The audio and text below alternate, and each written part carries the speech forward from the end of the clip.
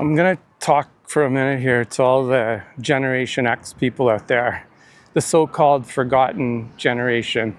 If you'll recall, maybe some of the people who were born more towards 1980, because Gen X is generally defined as being born within 1965 to 1980. It's a very Western thing, I think.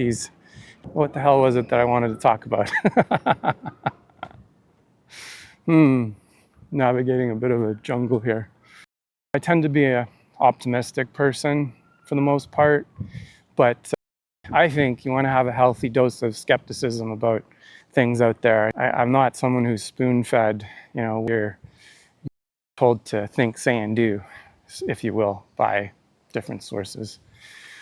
So I feel like we're in this window of either huge opportunity or on the other end of the spectrum, some kind of dystopian future that might be happening now. But let's say it was a dystopian future. Let's say we're in this window of perceived freedom, this little bit of time where people all of a sudden, again, maybe compared to 5 or 6 years ago at the time of my recording this video, if you know what I mean, had limited freedom of speech, freedom of expression, things like that. All dirty words, apparently, according to some people. I don't know why those weirdos would think that, because you got to be an idiot to not want to be able to have freedom of expression. And what I'm noticing is people who express those kind of things tend to want the freedom to express what they have to say and not what everyone else has to say, which isn't freedom of expression at all. So I kind of feel like we're in a bit of this window of time where things are kind of okay for a bit, and you wonder how long that's going to last. At least that's something that crosses my mind. And then how you insulate you and your family and your loved ones and the important people in your life from any kind of negative effects, any outcomes that might be a result of that. And then on the other hand, and also a lot of the artificial intelligence stuff, you hear a lot of like the horror stories. It kind of reminds me of what was referred to as Y2K, which was in the year 1999. There was a lot of concern and everybody was freaking out in the media about when the clock turns over January 1st, 2000, all the computers are going to go down. And at the time, the internet was new. It was like less than 10 years old as it was available to the public. And everybody was losing their minds, losing their shit about Y2K, and had to do with like coding that was done in computers and large mainframes back in like the 60s and 70s. But we all woke up on January 1st, 2000, and it wasn't any problem. Everything worked just fine. I'm sure there was a lot of people who did really important work in the backgrounds, but like any time, there's people doing really important work in the background, and things were resolved. As far as I know, nobody died because of that. Correct me if I'm wrong. Because of some computer digits in programming. And AI is kind of something similar now. There's like all this hype and scare and people's opinions and emotions getting all fired up, and understandably so. A lot of jobs and roles that people had in even 5-10 years ago, people are starting to wonder whether or not there's continuity in that, and maybe there isn't.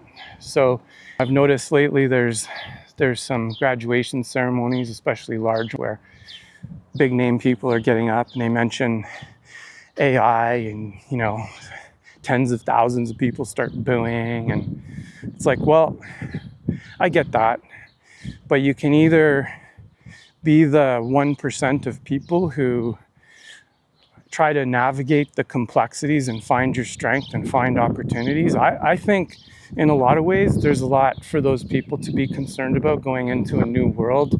You just got like a major education that costs you an arm and a leg, or your parents, or your student loans that you've taken on, that you decided to take on, by the way, that are your responsibility.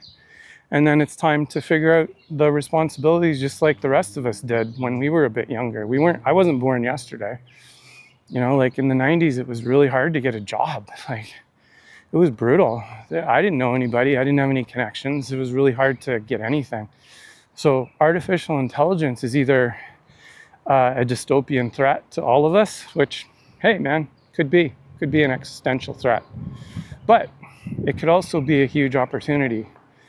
And you hear about people creating businesses, one-person businesses, big structures out of nothing. Creating something from nothing out of necessity has built some of the most important new technologies, whether it's in medicine, healthcare, IT, computer technology, engineering, that has ever existed, right? It's like people approaching a problem, having a unique perspective, especially when other people have told them, yeah, you can't do that, or that's not possible.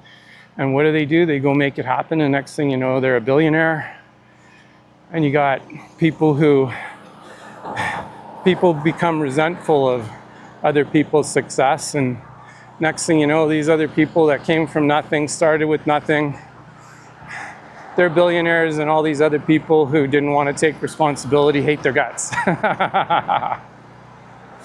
That's life. Probably existed 150, 500, 2,000, 10,000 years ago. People are envious. They want what's yours without having to do the work.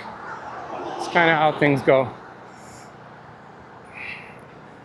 Just some thoughts from a 56-year-old Gen X guy about how things are different today, and in some ways they haven't changed from when I was young. Some things stay the same. Human nature doesn't change.